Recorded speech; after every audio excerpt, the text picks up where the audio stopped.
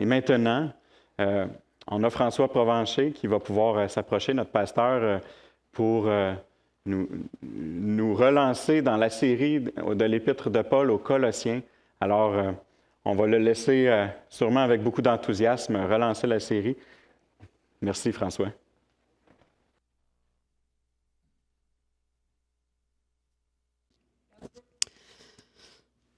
Bonjour chacun de vous. Je vais vous saluer comme l'apôtre Jean l'a fait pour Gaius dans sa 3e épître. Il dit « François, à l'église de Granby, les bien-aimés que j'aime dans la vérité. Bien-aimés, je souhaite que vous prospériez à tous égards et soyez en bonne santé comme prospère l'état de votre âme. » C'est important d'être en bonne santé, mais aussi que prospère l'état de notre âme. Notre âme est bien placée, mais des fois, on l'oublie.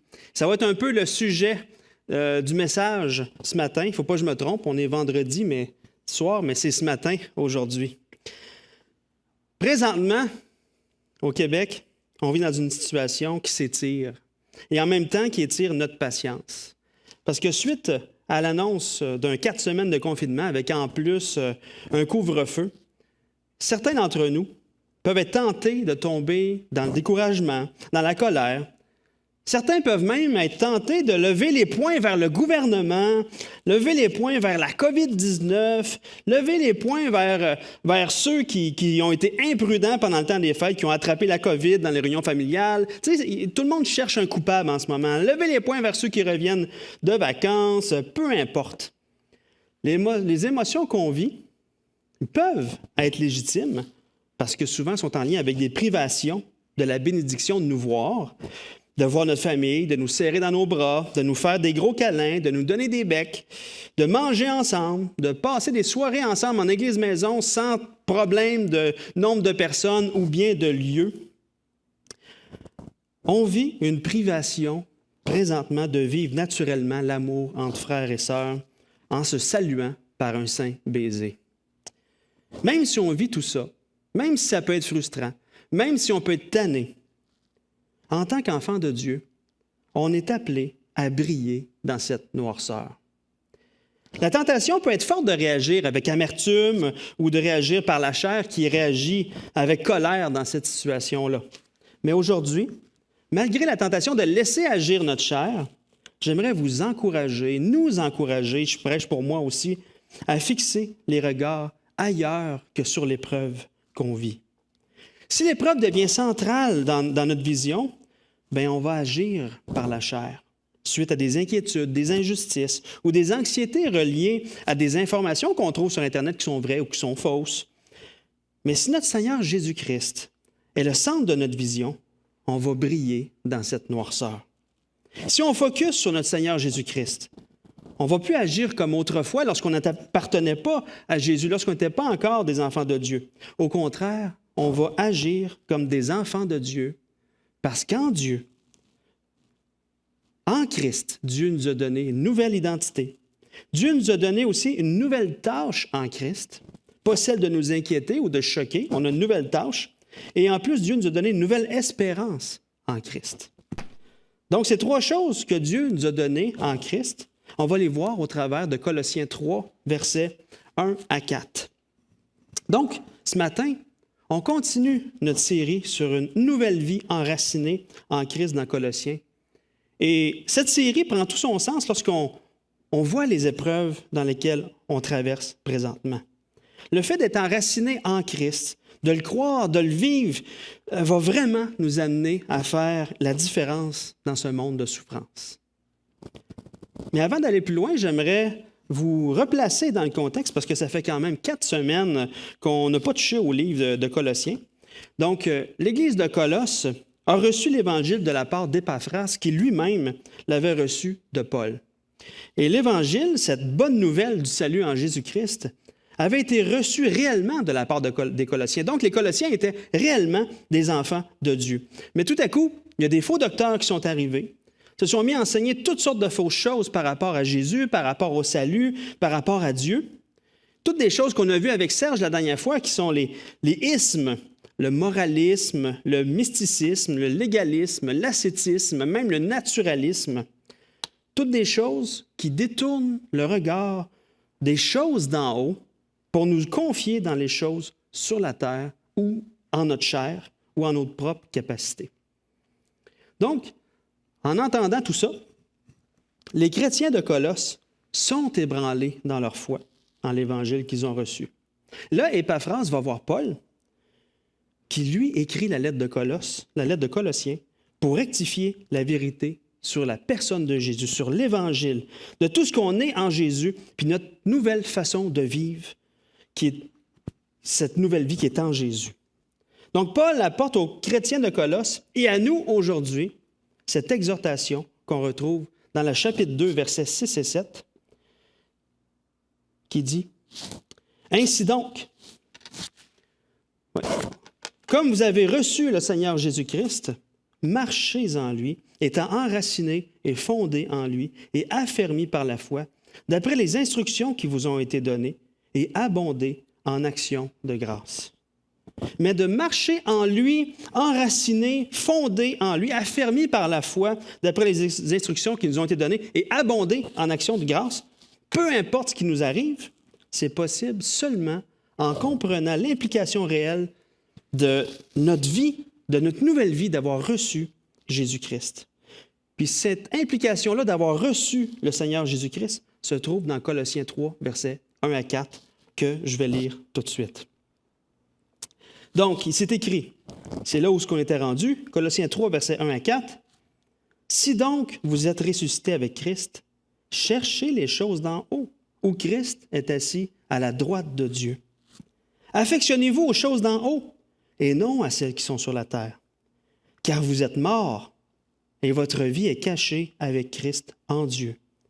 Quand Christ, votre vie, paraîtra, alors vous paraîtrez aussi avec lui dans la gloire. » Au travers de ces versets-là, on va voir que peu importe ce qui se passe autour de nous, on peut vivre l'Évangile et on peut briller dans la noirceur parce qu'on a, en Christ, une nouvelle identité. On a une nouvelle tâche en Christ, puis on a une nouvelle espérance en Christ. Donc, c'est les trois choses qu'on va voir aujourd'hui. Et on a une nouvelle identité en Christ, une nouvelle tâche en Christ, une nouvelle espérance en Christ. Toutes ces choses-là nous amènent à briller malgré la noirceur. Donc, commençons par notre nouvelle identité en Christ. Premièrement, j'aimerais attirer votre attention sur un point qui est très intéressant. C'est que dans ces 4 versets-là, Paul parle 5 fois de Christ. Il y a 4 fois que le mot Christ est nommé, et il y a une fois qu'il y a un mot qui lui fait référence, quand il dit qu'on va paraître avec lui dans la gloire. Donc, il parle de Christ. Donc, ça fait 5 fois référence à Christ. Donc, on voit au travers de ça que Christ est réellement central dans ces versets-là. Puis notre nouvelle identité ne fait vraiment pas exception du fait que Christ est central. Notre nouvelle identité est en Christ. Pour être capable de vivre une nouvelle vie, on a dû changer d'identité. C'est impossible de vivre un changement de vie si notre identité n'est pas premièrement changée. C'est complètement impossible. Ce qui permet que notre nouvelle identité, c'est un changement de monde. Spécial, hein? Puis ce changement de monde-là passe par la mort et la résurrection. Et c'est ça que Paul explique dans ces versets-là. Paul il dit au verset 3, « Car vous êtes morts. » Et au verset 1, Paul dit, « Vous êtes ressuscités. » Donc, notre changement d'identité est ce qui fait toute la différence entre une nouvelle vie victorieuse en Christ et une sainte religion. C'est impossible de vivre un changement ou d'être une lumière dans les ténèbres si on appartient encore au monde des ténèbres. Le monde physique dans lequel on vit est sous l'emprise du péché et de la mort, présentement. C'est comme un empire. Dans le monde dans lequel on vit appartient à un empire. Cet empire-là, c'est le péché et la mort. C'est lui le maître de cet empire-là. Les empires commencent toujours par un acte fondateur. Tout empire a commencé, l'empire romain, l'empire grec, l'empire perse, a toujours commencé soit par une guerre qui a été gagnée ou qui a été perdue. Et pour l'empire du péché qui règne sur le cœur humain, l'acte fondateur s'est passé au Jardin d'Éden, lorsqu'Adam et Ève ont péché contre Dieu. Ils sont tombés sous l'empire du péché et de la mort. Et lorsqu'un empire prend le pouvoir, tous ceux qui sont sur son territoire sont soumis à sa volonté complètement. Ils ne peuvent pas s'en sortir. Ils sont assujettis à cet empire-là.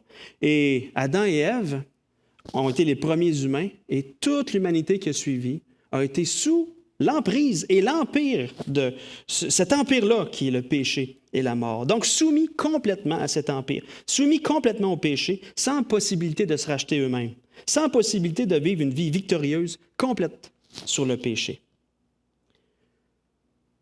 C'est spécial d'être sous un empire. On ne peut vraiment pas s'en sortir. Par exemple, aujourd'hui sur Terre, présentement, on est assujetti aux lois de la physique terrestre. On est sous l'empire et l'emprise de la gravité. On ne peut pas s'en sortir. On est là. On est sous cette emprise-là. Comme l'être humain est sous l'emprise du péché, il ne peut pas sortir. Nous, on ne peut pas sortir de la gravité, c'est pareil. La gravité exerce un pouvoir sur nous. Ce pouvoir-là, c'est de nous maintenir au sol. On peut essayer, on peut arriver à croire qu'on peut échapper à la gravité, comme par exemple en volant.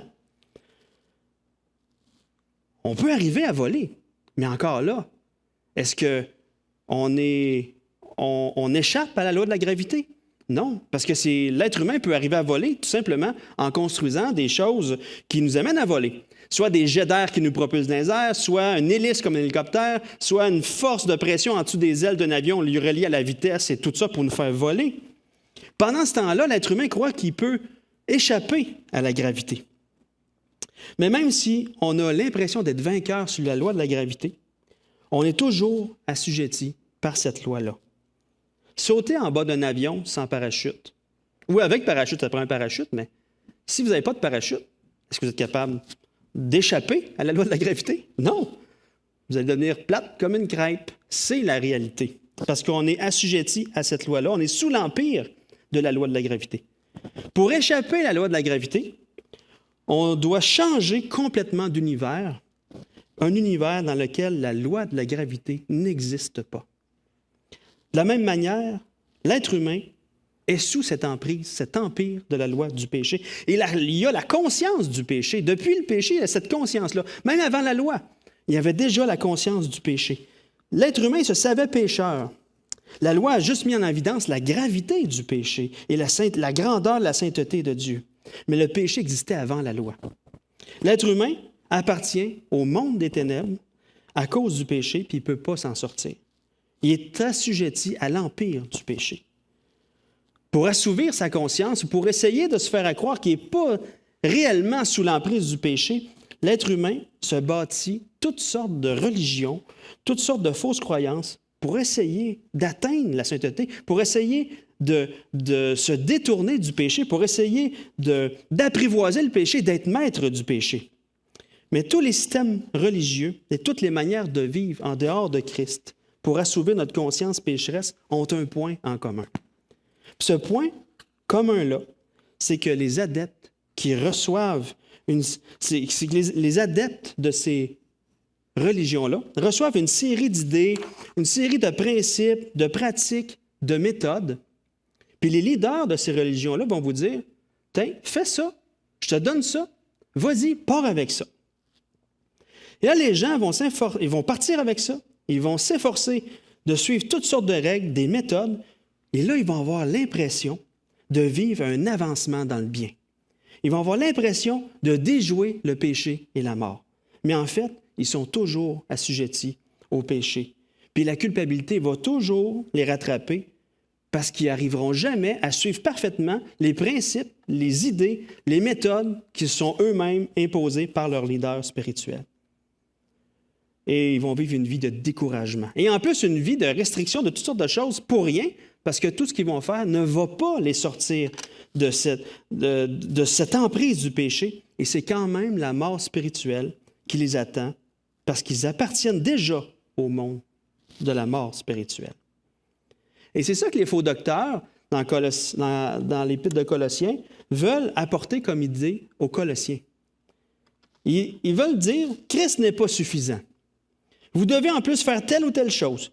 Vous devez en plus vous faire circoncire, observer telle ou telle fête, ou bien tel ou tel sacrement, ou bien entrer en contact avec les anges. La clé pour une réelle vie victorieuse, n'est pas fondée sur une série d'idées, de pratiques, de règles, de méthodes, mais elle est fondée sur un fait historique. Un fait historique qui nous a fait passer de ce monde où le péché règne à un autre monde où le péché est vaincu et où Christ règne. Ce fait historique-là, réel, c'est le sacrifice de Jésus-Christ à la croix. Jésus est venu sur la terre. Jésus est venu sur cet empire-là où le péché et la mort règnent dans les cœurs. Lui, il venait d'un autre empire où c'est la sainteté puis la vie qui règne. C'est le royaume de Dieu. Il est venu vivre la sainteté parmi les pécheurs. Il est venu mourir sur la croix pour détourner la colère de Dieu que nous méritait à cause de notre péché. Puis cette colère a été versée sur Jésus, sur la croix. La condamnation qu'on méritait est tombée sur Jésus. Jésus a été enseveli pendant 3 jours, il a été enterré, et après ça, il est ressuscité.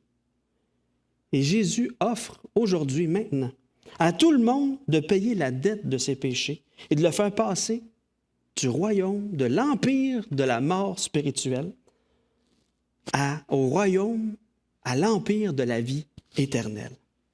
Et toute personne qui renonce à ses propres capacités pour se sauver soi-même et qui se tourne par la foi vers ce que Jésus a fait pour le sauver, bien Jésus le fait réellement passer de l'empire du péché et de la mort à l'empire de la vie et de la sainteté.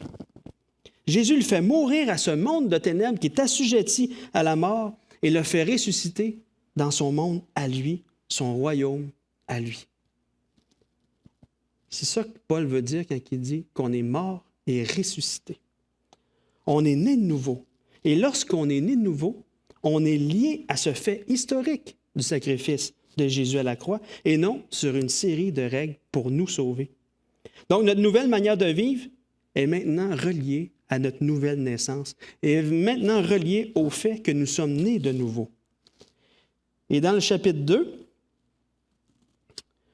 verset 12, Paul dit, « Ayant été ensevelis avec lui par le baptême, vous êtes aussi ressuscités en lui et avec lui par la foi en la puissance de Dieu qui l'a ressuscité des morts. » Donc, on est mort avec Christ, on est ressuscité avec Christ, et Paul dit que notre vie est cachée. Elle est cachée avec Christ en Dieu.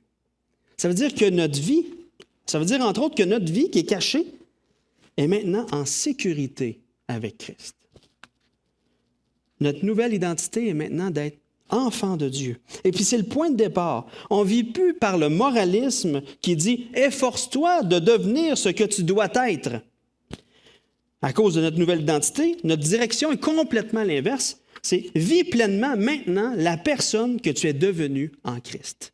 C'est une toute autre différence. Donc, le toute autre manière de vivre. Donc, le sujet de notre apprentissage maintenant en tant qu'enfant de Dieu, c'est d'apprendre à vivre par la foi en Christ, ce que nous sommes déjà devenus en Christ. C'est ça qui va produire un changement de vie à mesure qu'on va apprendre à vivre concrètement dans notre vie, par la puissance de Jésus en nous, le dépouillement des anciennes œuvres de la chair pour vivre les œuvres de son esprit en nous. C'est totalement différent. Donc, on est déjà ressuscité en Christ, et à partir de là, c'est de laisser s'exprimer et fleurir le fait qu'on est déjà ressuscité en Christ.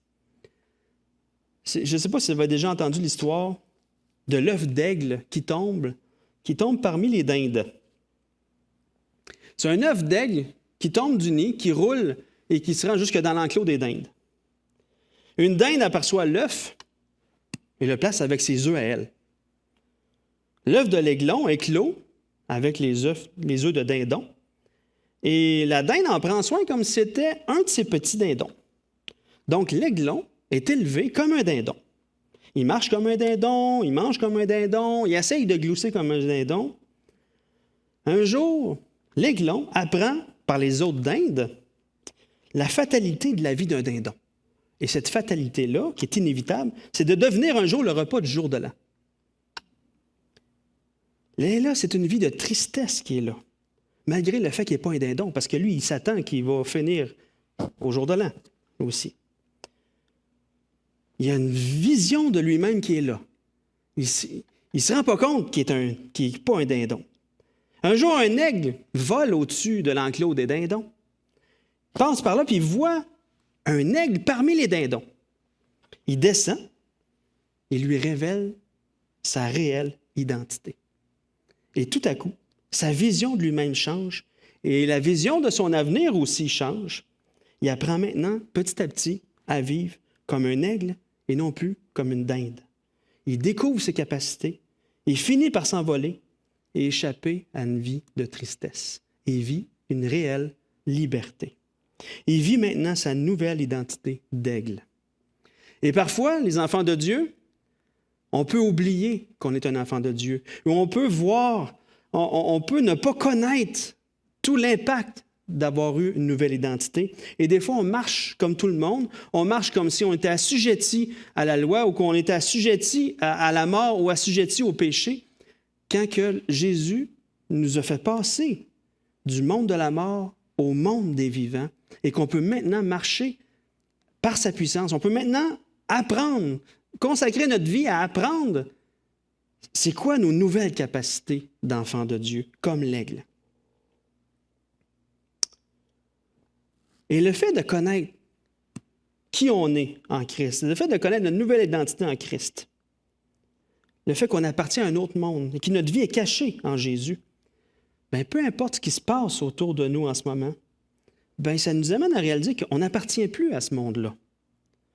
On appartient maintenant au royaume de Dieu.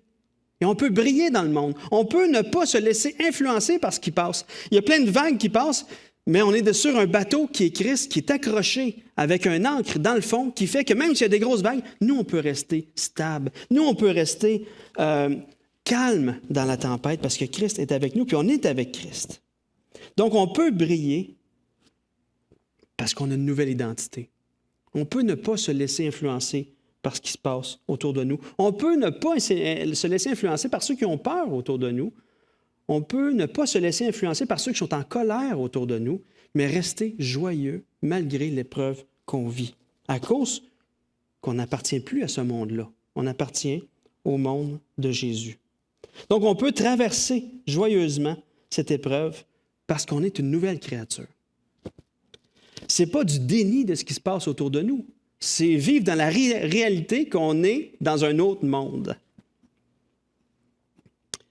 Donc, on vient de voir qu'on a une nouvelle identité en Christ. Maintenant, on va voir que lié à notre nouvelle identité en Christ, on a hérité aussi d'une nouvelle tâche en Christ. Donc ça, c'est l'aigle qui s'envole. Donc, on a hérité d'une nouvelle tâche en Christ. Et cette nouvelle tâche se trouve au verset 1 et 2, qui dit « Cherchez les choses d'en haut et de nous affectionner aux choses d'en haut, et non à celles qui sont sur la terre. » Lorsque Paul parle de chercher les choses d'en haut, il veut dire de chercher dans le but de trouver. Et lorsqu'il dit de nous affectionner aux choses d'en haut, il veut dire littéralement d'occuper nos pensées de ces choses-là. En tant qu'enfant de Dieu, maintenant, notre nouvelle tâche, ce n'est pas de s'inquiéter des choses du monde. Oui, on est dans un monde dans lequel on doit travailler pour vivre. C'est pas de maintenant je ne fais plus rien puis je contemple Dieu. C'est pas ça, on a des responsabilités sur terre. Ce n'est pas dans cette idée-là. Mais en tant qu'enfant de Dieu, maintenant, là où on doit occuper nos pensées, là où on doit rechercher, c'est de nous concentrer sur les choses d'en haut d'une manière qui est continuelle. Et John Piper dit à propos de chercher et de s'affectionner des choses d'en haut, il dit, et lui, quand il parle, là, il a de l'air tout le temps choqué, là, il dit « Cherchez-les, poursuivez-les, traquez-les, saisissez-les, accrochez-vous à eux, regardez-les, creusez-y, comprenez-les, goûtez-les, savourez-les, chérissez-les. » C'était mon imitation de John Piper. le fait de s'affectionner, de chercher les choses en haut, c'est vraiment d'y porter toute notre attention à ces choses-là, les choses d'en haut et non à celles qui sont sur la terre. Mais parfois, dans notre vie, quand il se passe quelque chose, nos regards, là, on se tourne complètement, nos regards se tournent vers les choses de la terre. Et parfois, ça nous amène à accorder plus d'importance aux choses de la terre. Ça se voit dans nos loisirs, même quand tout va bien, ça se voit dans nos loisirs, dans nos paroles, dans l'attention qu'on porte à tout ce qui se passe en ce moment. Il y en a qui passent des heures et des heures sur Internet à essayer de se rassurer sur ce qui se passe avec la COVID-19. Et des fois, on est là puis on essaie de trouver des moyens de contourner les lois, tout ça, pour essayer de garder nos libertés ou garder ci, garder ça. Parce qu'on est choqué de quelque chose qui nous a été enlevé. Et si ça nous a été enlevé, on se met à chialer. C'est spécial, hein? C'est comme quand tu donnes une suce à un bébé, tu l'enlèves, il se met à chialer. Il met son réconfort, tout ce qu'il a besoin dans cette suce-là. Il est heureux quand il a cette suce-là. Et des fois, on réagit comme ça en tant qu'être humain. On est full heureux quand on a quelque chose, on a nos loisirs, on a, peu importe, la belle voiture, tout ça, mais nos libertés, pas de couvre-feu, tout, voir les gens qu'on veut, mais dès que ça nous est enlevé, on se met à chialer. Comme si ce monde ici-bas, c'est ça qui est plus précieux. Ce qui est précieux réellement, c'est les choses d'en haut. Est-ce que tu crois ça? Si tu crois vraiment que les choses d'en haut sont plus importantes, ça va se refléter dans tes recherches, ça va se refléter dans ton temps. Parfois, on sombre dans le découragement parce qu'on croit que les choses d'ici-bas sont plus réelles que les choses d'en haut. Y a-t-il quelque chose dans lequel que tu mets ton espérance ou ta joie plus que dans les choses d'en haut? Est-ce qu'il y a quelque chose que le Seigneur est en train d'highlighter dans ta vie qui aimerait que tu lui apportes, que tu lui dises, que tu lui confesses que oui, je trouve ma joie dans telle chose et là, je me le suis fait enlever et là, je suis malheureux. Tu peux confesser cette chose-là à Dieu et te tourner par la foi en lui pour chercher en lui les choses d'en haut, les choses qui te remplissent réellement, les choses qui sont réelles.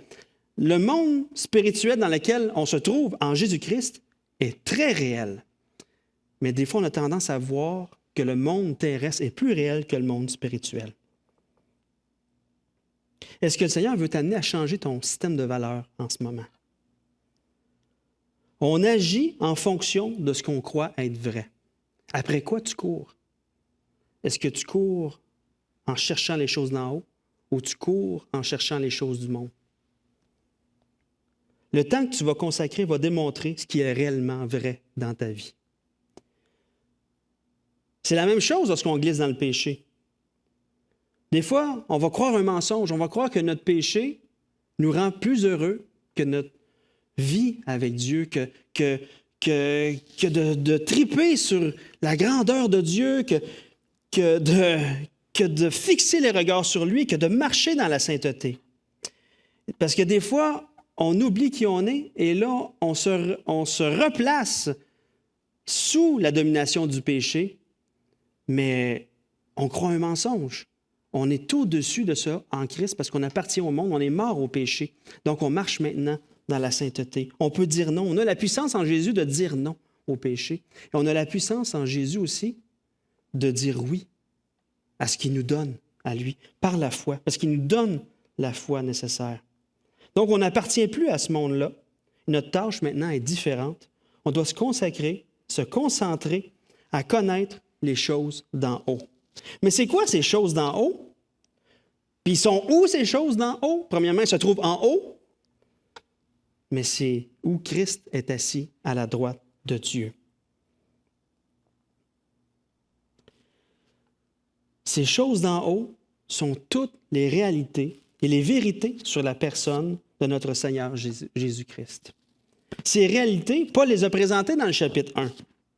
Ces vérités sont que Jésus, c'est le Sauveur, le Créateur, la tête de l'Église. Il est l'agent de réconciliation qui apporte la paix avec Dieu. Jésus est celui qui a démontré l'amour du Père en nous sauvant. En nous sauvant, il nous a donné la vie éternelle. Il ne nous a pas seulement donné la vie éternelle, c'est écrit que Jésus devient notre vie. On le voit au verset 4, Christ, votre vie. Et Christ, vu qu'il devient notre vie, puis quand on y pense, puis quand on le réalise, on réalise tranquillement que Christ est vainqueur et qu'on peut marcher dans sa victoire parce qu'on est armé de sa personne. Donc, pour le péché, on est armé et dangereux. Et Paul, dans 2 Corinthiens 10, versets 3 à 5, il dit, « Si nous marchons dans la chair, nous ne combattons pas selon la chair, car les armes avec lesquelles nous combattons ne sont pas charnelles, mais elles sont puissantes par la vertu de Dieu pour renverser des forteresses. » Donc, lorsqu'on se concentre sur les choses d'en haut, on réalise qu'en Christ, on est armé et dangereux par rapport au péché. En nous sauvant, il nous a liés à lui. Christ est notre vie. Celui qui vit en nous, c'est le Créateur. Il est au-dessus de sa création, il en est le maître. Donc, il dirige tout et on peut marcher avec assurance, peu importe ce qui arrive autour de nous. Pour le Seigneur, la COVID, toutes les choses qu'on peut vivre, toutes les difficultés qu'on peut vivre, pour lui, il est au-dessus de tout ça. En plus, Jésus est la tête de l'Église. Il nous dirige, il nous unit ensemble, il nous remplit de sa joie, de son Saint-Esprit, puis il nous apporte la paix avec Dieu. Donc, en nous concentrant sur les choses d'en haut, notre foi augmente et notre vie terrestre va porter les fruits de notre nouvelle vie. À cause de notre union avec Christ, les impératifs, comme on va voir dans le chapitre 3, verset 5, la semaine prochaine, qui dit de faire mourir les membres mauvais qui sont sur la terre, comme l'impudicité, l'impureté, les passions, les mauvais désirs et la cupidité, qui est une idolâtrie, toutes ces choses qui sont des œuvres de la chair, on peut les faire mourir. C'est-à-dire, on peut ne plus les pratiquer parce que notre union avec Christ a un réel impact sur notre façon de vivre.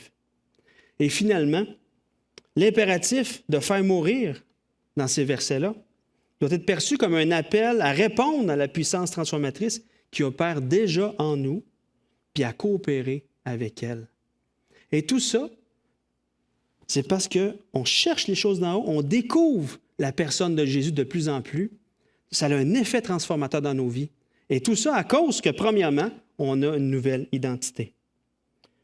Donc, on peut briller sur cette terre, malgré les ténèbres, parce que non seulement on a une nouvelle identité en Christ, on a une nouvelle tâche en Christ, mais aussi on a une nouvelle espérance en Christ.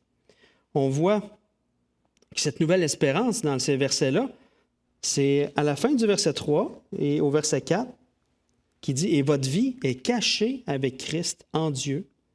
Quand Christ, votre vie, paraîtra, alors vous paraîtrez aussi avec lui dans la gloire. » Donc, présentement, notre vie est cachée en Jésus. On est en sécurité, mais pas juste ça. Ça a aussi le sens que notre nouvelle vie n'est pas encore visible physiquement. Notre corps est pareil comme celui de toutes les autres personnes sur la terre. On n'a pas vraiment de différence physique avec ceux qui ne connaissent pas encore Jésus. La seule différence qui peut être visible n'est pas dans notre corps, mais dans les fruits de l'Esprit qui est là. Il y a une marche dans la sainteté dans laquelle on progresse qui caractérise les enfants de Dieu. Donc, il y a une différence dans nos actions, dans notre comportement, à cause qu'on a une nouvelle identité, puis qu'on s'applique à chercher qui est cette personne-là. Les choses d'en haut, qui est Jésus, et c'est quoi les implications d'être en lien avec lui dans notre vie. Mais un jour, quand Christ, notre vie, paraîtra, quand Jésus va revenir, on va paraître aussi avec lui dans la gloire. Donc, ce qu'on est en Jésus, qui est caché à l'œil visible, va être complètement révélé. On va avoir des corps glorifiés. Comme Jésus a le corps glorifié présentement, il est glorieux, il va revenir, il va nous partager sa gloire. Notre corps va être complètement changé. Et non seulement notre nouvelle identité, ce ne sera pas juste notre nouvelle identité qui est dans le monde de Jésus-Christ, mais notre corps aussi va l'être, complètement transformé. Présentement, notre corps est encore assujetti à une mort physique, à un vieillissement, à des maladies, à des tentations aussi. Mais un jour, tout ça va être fini quand Jésus va revenir. Puis cette espérance-là qu'on a en Jésus nous amène à ne pas focusser sur les choses présentes de ce qui se passe aujourd'hui, mais à avoir un regard au-delà de tout ça, le regard sur le fait que Jésus revient victorieusement. Donc, cherchons les choses d'en haut. Affectionnons-nous aux choses d'en haut et non à celles qui sont sur la terre. Trouvons notre joie en notre Seigneur Jésus-Christ. C'est possible de le faire parce qu'on est en lui. Ne nous laissons pas abattre parce que nous vivons sur la terre. On n'appartient même pas à ce monde-là. Dans 1 Jean 2,17, l'apôtre dit « Et le monde passe, et sa convoitise aussi, mais celui qui fait la volonté de Dieu demeure éternellement. » Concentrons-nous sur ce qui demeure. Notre Seigneur Jésus-Christ, qui nous rend capables de faire sa volonté et de briller pour lui et par lui dans les ténèbres que nous vivons aujourd'hui. Concentrons-nous sur lui. Détournons nos regards de ce qui peut nous décourager en ce moment. Évaluez, regardez où vous mettez votre cœur en ce moment. Qu'est-ce qui vous apporte l'inquiétude? Qu'est-ce qui vous apporte la colère?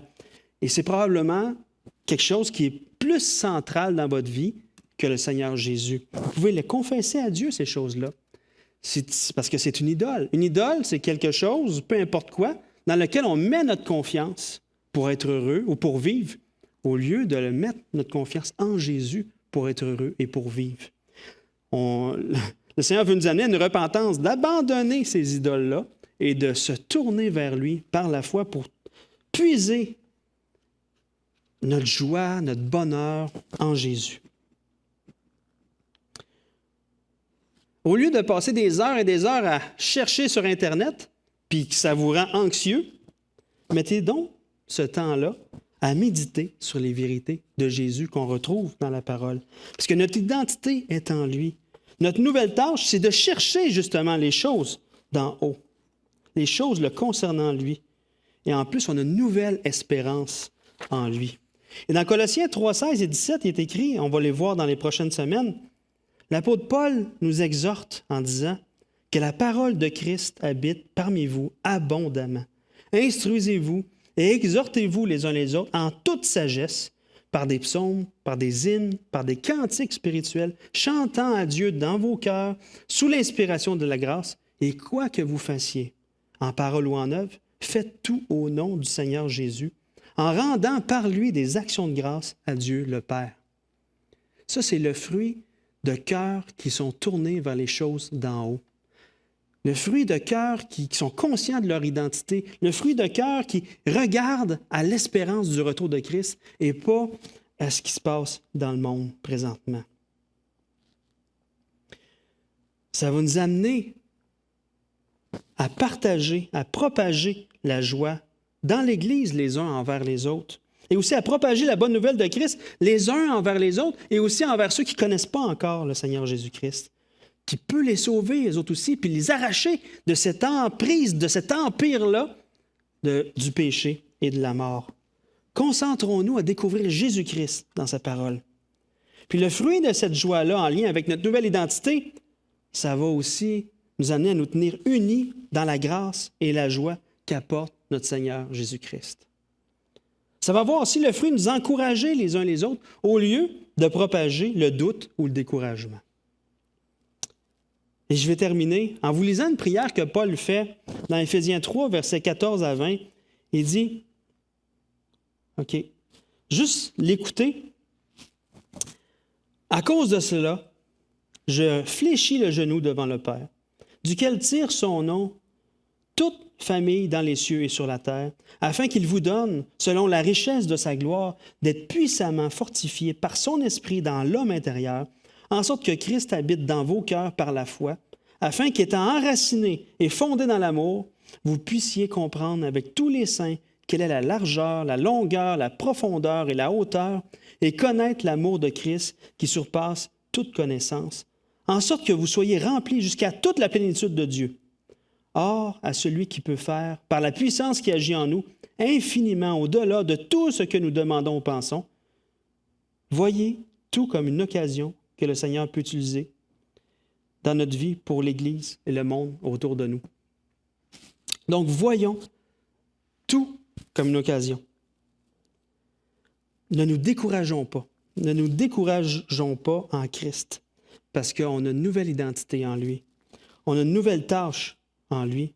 On a une nouvelle espérance en lui aussi. Passez une belle journée et que la joie du Seigneur puisse vous remplir aujourd'hui et dans la semaine qui va suivre aussi. Donc, on se tient au courant aussi pour les développements concernant les restrictions et tout ça. Tout peut changer du jour au lendemain. Donc, n'hésitez pas à regarder la lettre de nouvelles. On va vous tenir au courant constamment. Merci beaucoup. Que le Seigneur vous fortifie et vous encourage. Alors, merci à l'équipe musicale, merci à François, Jean-Pierre et Abby. Vous savez, je veux revenir sur le message à François. Cette histoire-là d'aigle et dindon, ça ne vous fait pas penser un petit peu à la vanité qu'on regardait au début, puis au fait que Dieu nous a créés comme des aigles, mais on est pris dans un monde vain de dindons d'une certaine façon. Puis je ne veux pas insulter le monde là, en disant ça. Et on est en train d'apprendre cette identité d'aigle-là que Dieu nous donne en tant qu'enfant de Dieu. Et on est en train de s'entraider, à s'entraîner, à pouvoir s'envoler au-dessus vers ce monde céleste que Dieu nous donne. Et j'aimerais qu'on puisse revenir dans le dernier passage de Corinthiens. Et on lisait que ce corps corruptible va ressusciter, tout cela. On voyait que la mort a été engloutie dans la victoire. Ô mort, où est ta victoire, ton aiguillon? Et ensuite, on lisait un peu plus loin, « Grâce soit rendue à Dieu qui nous donne la victoire par notre Seigneur Jésus-Christ. » Maintenant, lisons un verset plus loin. « Ainsi, mes frères et sœurs bien-aimés, à cause de la victoire de Christ sur la mort, alors, mes frères et sœurs bien-aimés, soyez fermes, inébranlables, travaillant de mieux en mieux à l'œuvre du Seigneur. Et sachant que votre travail ne sera pas quoi? Il ne sera pas vain dans le Seigneur. Alors, au milieu d'un monde soumis à la vanité, nous avons une vie qui œuvre d'une façon qui n'est pas vaine. N'est-ce pas merveilleux?